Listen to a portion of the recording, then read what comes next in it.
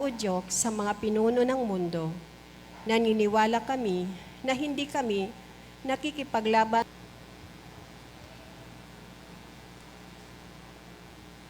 Sa ngalan ng Ama, at ng Anak, at ng Espiritu Santo. Amen. Ang anghel ng Panginoon ay nagbalita kay Santa Maria. At siya'y naglihilalang ng Espiritu Santo. Aba, Ginoong Maria, napupuno ka ng grasya. Ang Panginoong Diyos ay sumasa iyo.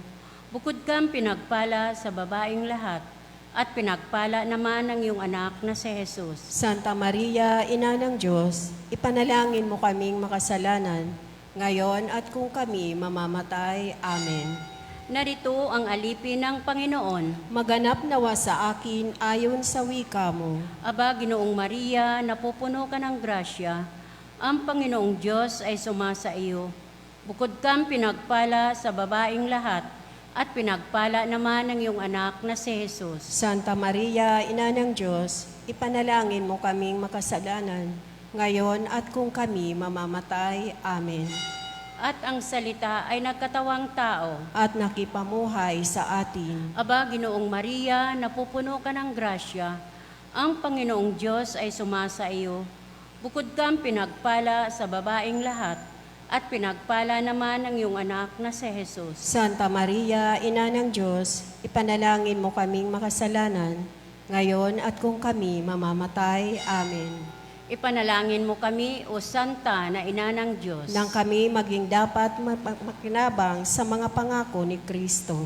manalangin tayo.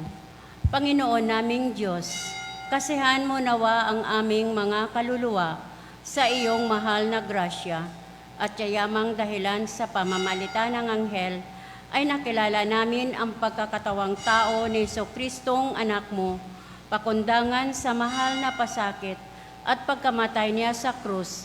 Papakinabangan mo kami ng kanyang pagkabuhay na mag-uli sa kadakilaan sa langit, sa pamamagitan ni Jesucristong aming Panginoon. Amen. Luwalhati sa Ama at sa Anak at sa Espiritu Santo. Kapara noong unang-una, ngayon magpakailanman, magpa sa walang hanggan. Amen. Sa ngalan ng Ama at ng Anak at ng Espiritu Santo. Amen.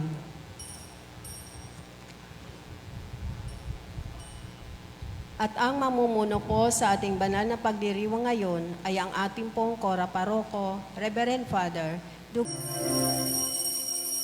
Hallelujah, hallelujah, hallelujah, hallelujah, hallelujah, hallelujah. Ang Panginoon ko, siyang nagwagi, kamatayan ay nagapi, pag-asa't buhay siyang handog na tangi. Hallelujah, hallelujah, hallelujah, hallelujah, hallelujah, hallelujah.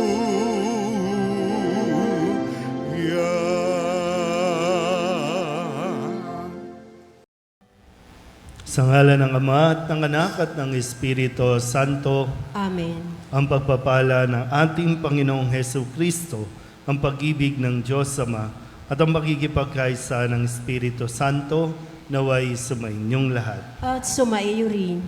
Ngayon po ay ginugunita natin ang kapistahan ni Papa San Cornelio at Obispo San Cipriano, mga martir. Mga kapatid, tinipon tayo bilang mga kaanib na angkan ng Diyos, kaya dumulog tayo sa maawaing Panginoong nagpapatawad ng lubos. Sinugong tagapagpagaling sa mga nagsisisi, Panginoon, kaawaan mo kami. Panginoon, kaawaan mo kami. Dumating na tagapag-anyaya mga makasalanay magsisi, Kristo, kaawaan mo kami. Kristo, kaawaan mo kami. Nakaluklok ka sa kanan ng Diyos Ama para ipamagitan kami. Panginoon, kaawaan mo kami. Panginoon, kaawaan mo kami. Kaawaan tayo na makapangyarihang Diyos, patawarin tayo sa ating mga kasalanan at patnubayan tayo sa buhay na walang hanggan. Amen. Manalangin tayo. Ama naming makapangyarihan, ibinigay mo sa iyong sambayanan sina San Cornelio at San Cipriano bilang mahuhusay na tagapangasiwa, bilang katugunan sa kanilang pagdalangin. Kami ay gawin mong matibay sa pananampalataya at katatagan at masigasig na gumagawa para sa pagkakaisa ng sambayanan sa pamamagitan ni Jesucristo kasama ng Espiritu Santo magpasawalang hanggan. Amen.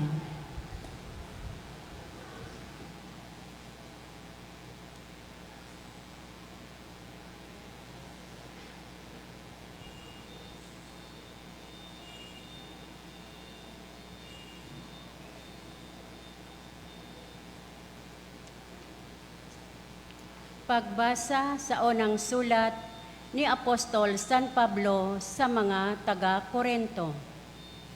Mga kapatid, tungkol sa mga babanggitin ko ngayon, hindi ko kayo maaaring purihin. Ang inyong pagtitipon ay hindi nakabubuti kundi nakasasama. Una sa lahat, nabalitaan kong kayo'y nagpapangkat-pangkat sa inyong pagtitipon. At ako'y naniniwalang may katotohanan iyon. Kailangan pang magkabukod-bukod kayo upang makilala kung sino ang mga tapat. Sa inyong pagtitipon, hindi banal na hapunan ang kinakain ninyo, sapagkat ang bawat isa sa inyo'y nagmamadali sa pagkain na kanyang dala, kaya't nagugutom ang iba at ang iba namay nalalasing. Wala ba kayong sariling bahay upang doon kumain at uminom? O hinahamak ninyo ang simbahan ng Diyos at hinihiya ang mahihirap? Ano ang gagawin ko ngayon? Purihin kayo? Hindi. Hindi ko kayo pupurihin. Ito ang aral na tinanggap ko sa Panginoon at ibinibigay ko naman sa inyo ang Panginoong Hesus. Noong gabing siya'y ipagkanulo, ay dumampot ng tinapay. Nagpasalamat at pinaghati-hati ito at sinabi, "Ito ang aking katawan na ihahandog para sa inyo. Gawin ninyo ito sa pag-alala sa akin." Gayon din naman, matapos maghapunan, ay hinawakan niya ang kalis at sinabi, "Ito ang kalis ng aking dugo, ng bago at walang hanggang tipan. Tuwing iinumin ninyo ito, gawin ninyo ito sa pag-alala sa akin. Sapagkat tuwing kakain kayo ng tinapay na ito at iinom sa kalis na ito, ay ipinahahayag ninyo ang kamatayan ng Panginoon hanggang sa muling pagparito niya. Kaya nga, mga kapatid, kapag nagkakatipon kayo upang kumain, maghantayan kayo." Ang salita ng Diyos. Salamat sa Diyos. Salmong tugunan ang ating pong itutugon. Handa akong naririto upang sundin ang loob mo. Tayo pong lahat. Handa akong naririto upang sundin ang loob mo. Ang mga paghandog, pati mga hain, at mga hayop na handang sunugin, hindi mo na ibig sa dambana dalhin, upang yaong salay iyong patawarin, sa halip ay iyong kaloob sa akin, at ang pandinig ko upang ikay dinggin. Tugon, Handa akong naririto upang sundin ang loob mo. kaya nga ang tugon ko, ako'y naririto, na sa kautusan ang mga turo mo, ang nais kong sundi iyong kalooban, aking itatago sa puso ang aral. Tugon, Handa akong naririto upang sundin ang loob mo. ang pagliligtas mo'y aking inihayag, saan man magtipon ang iyong mga anak, di ako titigil ng pagpapahayag. Tugon, Handa akong naririto upang sundin ang loob mo. silang lumalapit sa iyo, dulutan ng ligaya't galak na walang kapantay, bayaan sabihin, ang puon ay dakila, na naghahangad, maligtas na kusa. Tugon, Handa akong naririto upang sundin ang loob mo. Tumayo po ang lahat.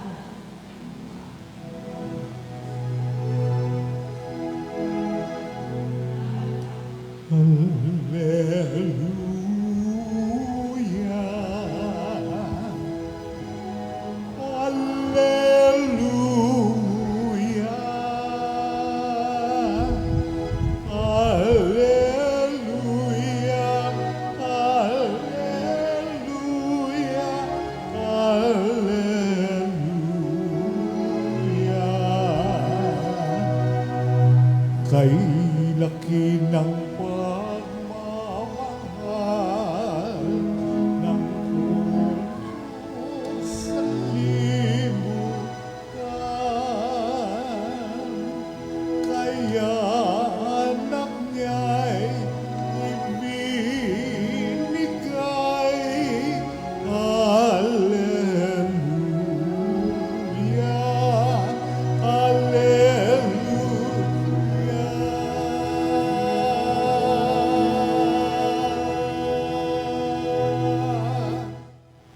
Sumainyo ang Panginoon. At sumaiyo rin. Ang mabuting balita ng Panginoon ayon kay San Lucas. Papuri sa iyo, Panginoon. Noong panahong iyon, nang maituro ni Jesus sa mga tao ang kanyang aral, siya'y pumasok sa Capernaum. Dooy may isang kapitang Romano na may aliping mahal sa kanya. May sakit ang aliping ito at nasa bingit ng kamatayan. Nang mabalitaan ng kapitan ang ginagawa ni Jesus, nagpasugo siya sa ilang matatanda sa mga Hudyo upang ipakiusap kay Jesus na puntahan at pagalingin ang alipin. Nang makita nila sa Jesus, taimtim silang nakiusap sa kanya. Siya'y karapat-dapat na pagbigyan ninyo sapagkat mahal niya ang ating bansa, wika nila. Ipinagpatayo pa niya tayo ng isang sinagoga. Kaya't sumama sa kanila sa Jesus.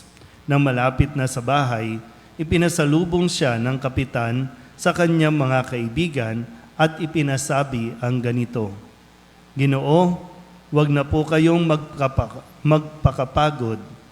Hindi ako karapat-dapat na puntahan ninyo sa aking tahanan. Ni hindi rin po ako karapat-dapat na humarap sa inyo. Ngunit magsalita po lamang kayo at gagaling na ang aking alipin. Sapagkat ako'y isang taong nasa ilalim ng mga nakatataas na pinuno at may nasasakupan din po akong mga kawal. Kung sabihin ko sa isa, humayo ka, siya'y humahayo, at sa iba, halika, siya'y lumalapit, at sa aking alipin, gawin mo ito. Ito'y ginagawa niya. Namangha si Jesus sa marinig ito at umarap sa makapal na taong sumusunod sa kanya. Sinabi niya, kahit sa Israel ay hindi ako nakakita ng ganito kalaking pananalig. Pagbabalik sa bahay, naratnan ng mga sinugo na magaling na ang alipin. Ang mabuting balita ng Panginoon. Pinupuri ka namin, Panginoong Hesukristo. Maupo ang lahat. Isang magandang gabi po sa inyong lahat.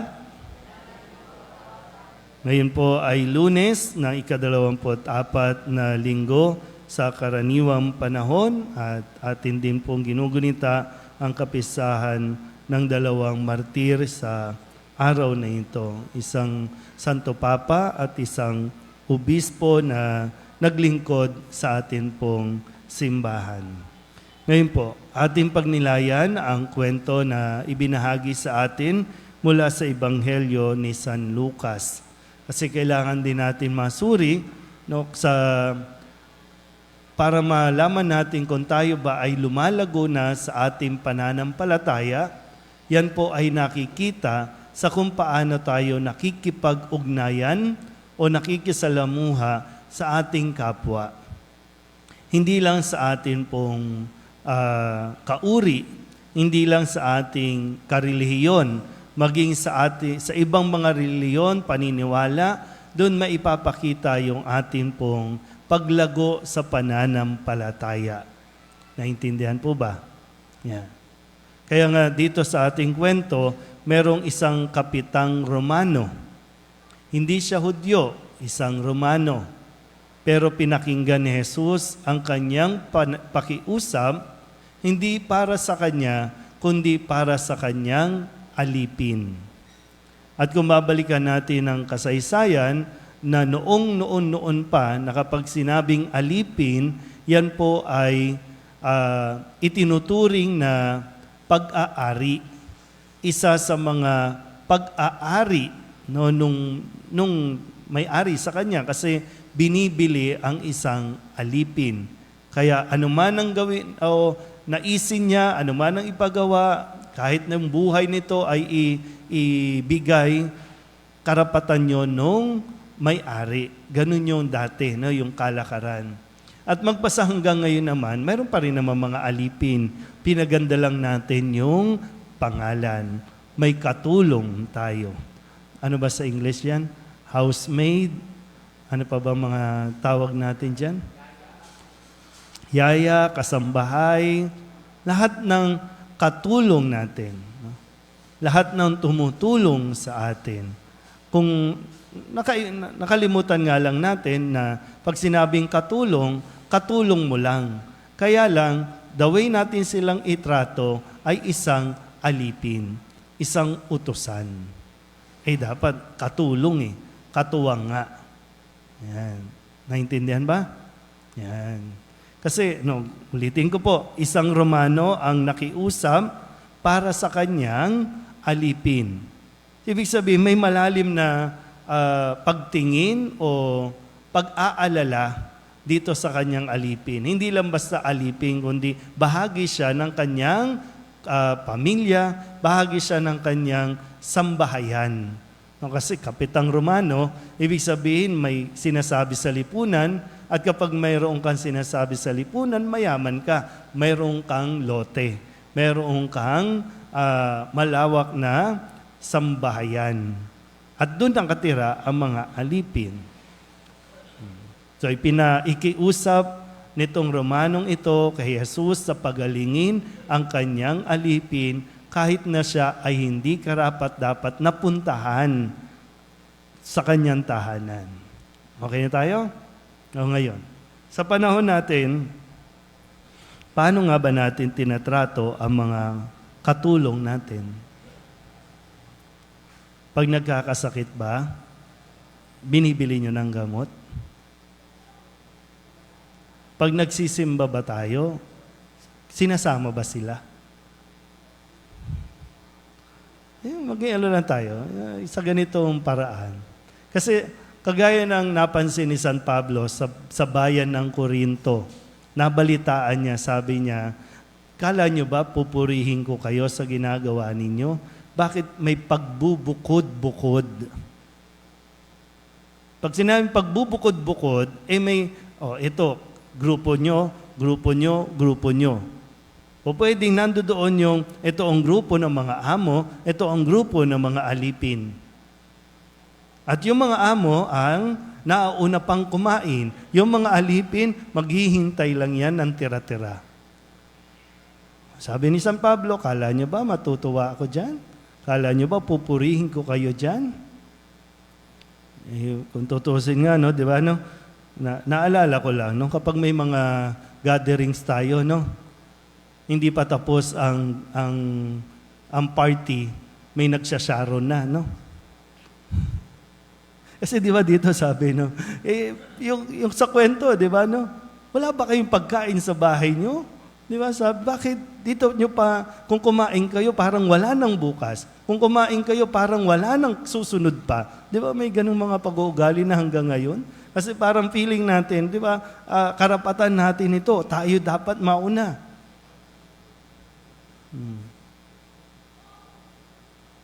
So, anong klaseng pag-uugali? Mayroon tayo na nagsisimba naman tayo lagi-lagi. So, tayo lang ba? paano yung mga kasambahay? Paano yung mga katulong? Mayroon din ba tayong concern na sila ba nakakapagdasal din? Kasi baka nga, minsan, mas natutuwa pa sila na nagsisimba ka kasi napapahinga sila. Kasi kapag, di ba, may ganun, kapag nandoon ka, wala silang pahinga. Kapag nagdarasal ka, yun, tumatahimik ang lahat na wala na naguutos. Pero ilan nga ba sa mga Katoliko, ilan nga ba sa mga devoted Catholics na kapag kumakain, kasabay ang kasambahay? Ilan nga ba? Mayroon ba? Tingnan natin, maganda kasi paanyaya na suriin natin kung paano nga ba tayo bilang tagasunod ni Kristo. Kasi kay Kristo, pag sinabing pagdiriwang ng Eucharistia, lahat dapat. Para kay Kristo, lahat kasama. Kasi iisa lang naman ang pagkain, iisa lang naman ang pagdiriwang. May sinabi ba si Kristo na, dito sa kaliwa, driver. Sa kanan, kasambahay. Sa likod, yaya. Dito, mga espesyal. May malalaking ihuhulog sa koleksyon. Meron ba? Wala namang ganun. Pero yun sana, ma-break natin yung ganitong pag-iisip na nagkakabukod-bukod tayo dahil tinitingnan natin ang estado natin sa buhay. Ipagdasal natin yun, na mabago natin yung ganitong pag-iisip, ganitong pananaw sa kung paano natin tinatrato ang ibang tao sa buhay natin. Amen?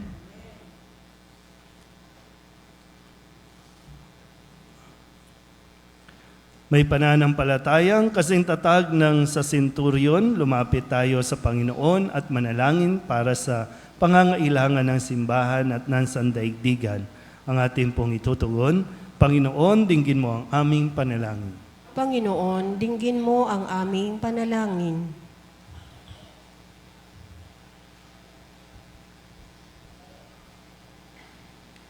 Ang simbahan, naway, hindi ituring ang sinuman, saan man bilang banyaga o waring hindi kasapi. Manalangin tayo sa Panginoon. Panginoon, dinggin mo ang aming panalangin. Yaong mga namumuno sa ating buhay, sibil, naway ituring ang bawat tao ng may katarungan at pagkakapantay-pantay. Manalangin tayo sa Panginoon. Panginoon, dinggin mo ang aming panalangin. Ang mga taong kakaiba sa atin sa paniniwala, lahi o pinaglakhan, naway matutuhan nating unawain at tanggapin. Manalangin tayo sa Panginoon. Panginoon, dinggin mo ang aming panalangin. Ang mga matatanda, mga nalulumbay at mga may sakit, naway tumanggap ng kasiyahan ng pag-ibig ng Diyos sa kanilang paghihirap. Manalangin tayo sa Panginoon. Panginoon, dinggin mo ang aming panalangin. Ang ating mga yumaong kapatid, naway tanggapin sa kaharian ng buhay na walang hanggan.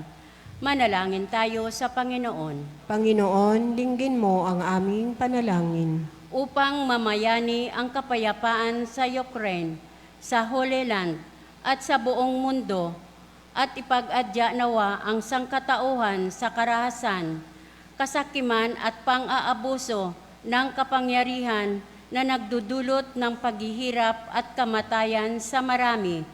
Manalangin tayo sa Panginoon. Panginoon, dinggin mo ang aming panalangin. Upang ang lahat ng mga nagdurusa dahil sa kalupitan ng digmaan ay daglian ng makaranas ng kapayapaan at mabuhay ng may kapanatagan at kalayaan. Manalangin tayo sa Panginoon. Panginoon, dinggin mo ang aming panalangin. Idulog din natin sa Panginoon ang ating mga personal na kahilingan, mga panalangin para sa ating mga pamilya, kasama din ang mga kahilingan ng mga nanonood sa online.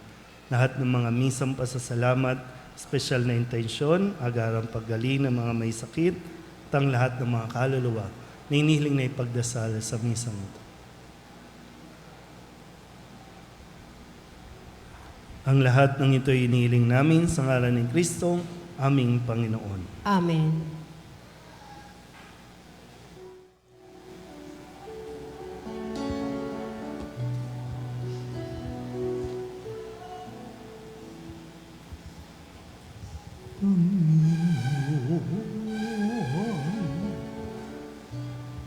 aming alay. Itong anak at tinapay sa altar mo ilalagay.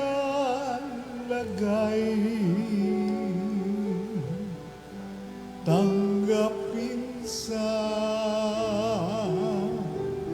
iyong kamay. Manalangin kayo mga kapatid upang paghahain natin ay kalugdan ng Diyos amang makapangyarihan. Tanggapin nawa ng Panginoon itong paghahain sa iyong mga kamay sa kapurihan niya at karangalan sa ating kapakinabangan at sa buong sambayanan niyang banal. Ama naming lumikha, tanggapin mo ang mga alay ng iyong sambayanan, ngayong ginugunita ang tinitiis ng iyong mga martir, ang banal na paghahaing nagdulot ng kagitingan upang matiis ni na San Cornelio at San Cipriano ang mga pahirap ng kalaban, ay magbigay dinawa sa amin ng katatagan sa mga kahirapan sa pamamagitan ni Jesucristo kasama ng Espiritu Santo magpasawalang hanggan. Amen. Sumainyo ang Panginoon. At sumaiyo rin, Itaas sa Diyos ang inyong puso at diwa. itinaas na namin sa Panginoon. Pasalamatan natin ang Panginoong ating Diyos. Marapat na siya ay pasalamatan. Ama naming makapangyarihan, tunay nga marapat na ikaw ay aming pasalamatan. Ngayong aming kagalakan na sina San Cornelio at Cipriano ay parangalan. Sila'y kapanalig naming may paninindigan na ikaw ay pahayag kahit sila'y mamatay.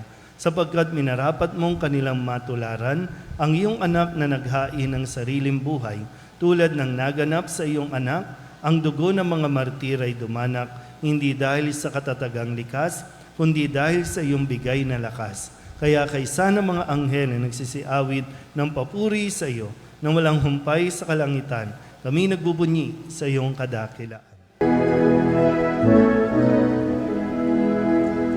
Santo, Santo, Santo, Panginoong Diyos ang makapangyarihan, napupuno ang langit at lupa ng kalwalhatian mo. Hosana sa kaitaasan, pinagpala ang naparirito sa ngalan ng Panginoon. Hosana sa kaitaasan. Ama naming banal, ikaw ang bukal ng tanang kabanalan. Kaya't sa pamamagitan ng iyong Espiritu, gawin mong banal ang kaloob na ito upang para sa aming maging katawan at dugo ng aming Panginoong Heso Kristo. Bago niya pinagtiis ang kusang loob na maging handog, hinawakan niya ang tinapay, pinasalamatan kaniya, pinaghati-hati niya iyon, iniabot sa kanyang mga alagad at sinabi, tanggapin ninyong lahat ito at kanin, ito ang aking katawan na ihahandog para sa inyo.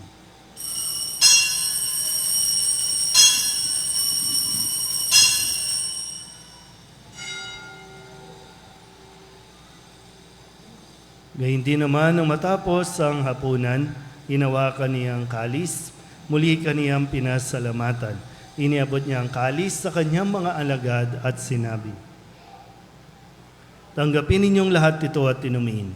Ito ang kalis ng aking dugo, ng bago at walang hanggang tipan, ang aking dugo na ibubuhos para sa inyo at para sa lahat, sa ikapagpapatawad ng mga kasalanan.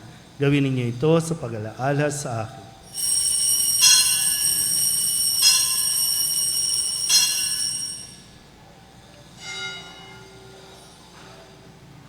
Ipagbunyi natin ang misteryo ng pananampalataya.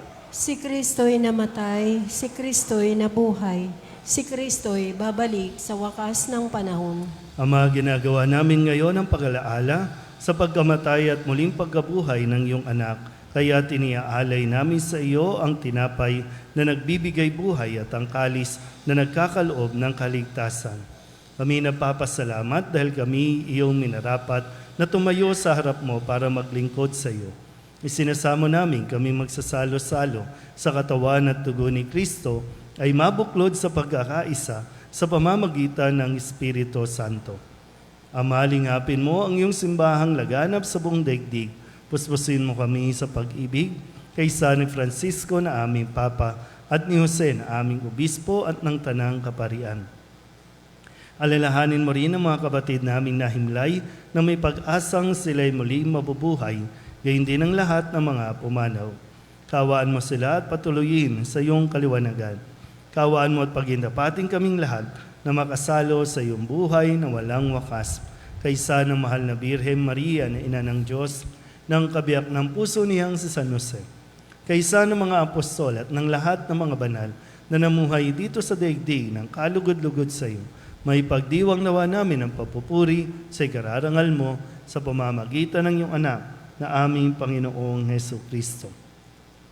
Sa pamamagitan ni Kristo, kasama niya at sa Kanya, ang lahat ng parangal at papuri ay sa iyo, Diyos Amang makapangyarihan, kasama ng Espiritu Santo, magpasawalang hanggan. Amen.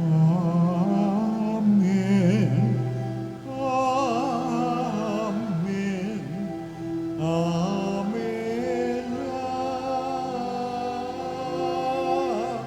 Amen. Sa tagubilin ng mga nakagagaling na utos at turo ni Jesus sa Panginoon natin at Diyos, ipahayag natin ang lakas loob. Ama namin, sumasalangit ka, sambahin ang ngalan mo, mapasa amin ang kaharian mo, sundin ang loob mo, dito sa lupa para lang sa langit. Bigyan mo kami ngayon ng aming kakanin sa araw-araw at patawarin mo kami sa aming mga sala para ng pagpapatawad namin sa nakakasala sa amin. At huwag mo kaming ipahintulot sa tukso at diadya mo kami sa lahat ng masama.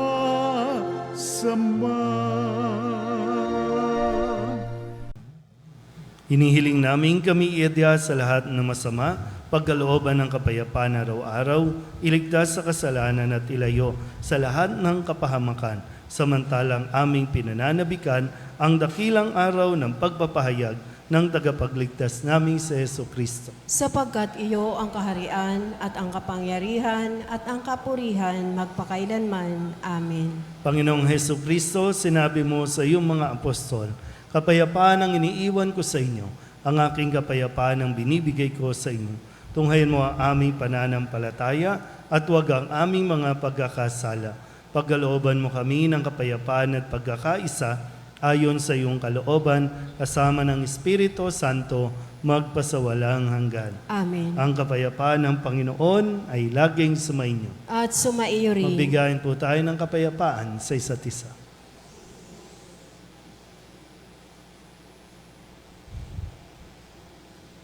Kordero ng Diyos na nag-aalis ng mga kasalanan ng sanlibutan, maawa ka sa amin. Kordero ng Diyos na nag-aalis ng mga kasalanan ng sanlibutan, maawa ka sa amin. Kordero ng Diyos na nag-aalis ng mga kasalanan ng sanlibutan, ipagkaloob mo sa amin ang kapayapaan. Lumuhod po ang lahat. Ito ang kordero ng Diyos. Ito ang nag-aalis ng kasalanan ng sanlibutan. Mapalad ang mga inaanyayahan sa kanyang piging. Panginoon, hindi ako karapat-dapat na magpatuloy sa iyo, ngunit sa isang salita mo lamang ay gagaling na ako.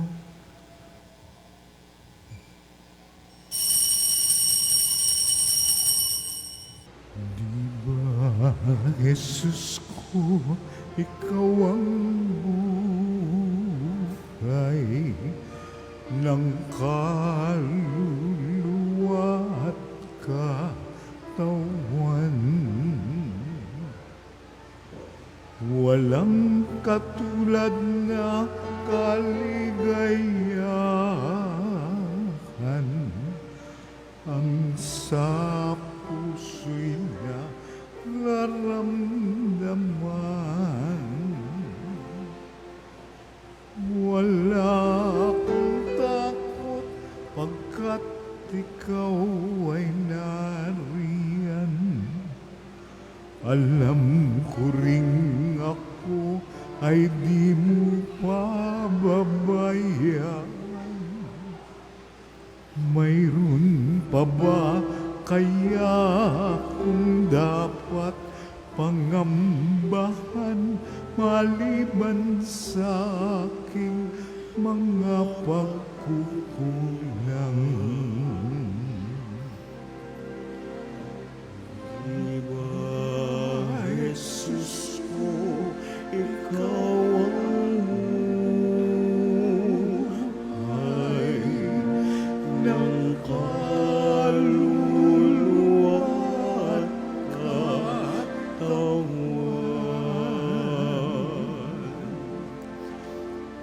Walang katulad na kaligayahan ang sa puso'y nararamdaman.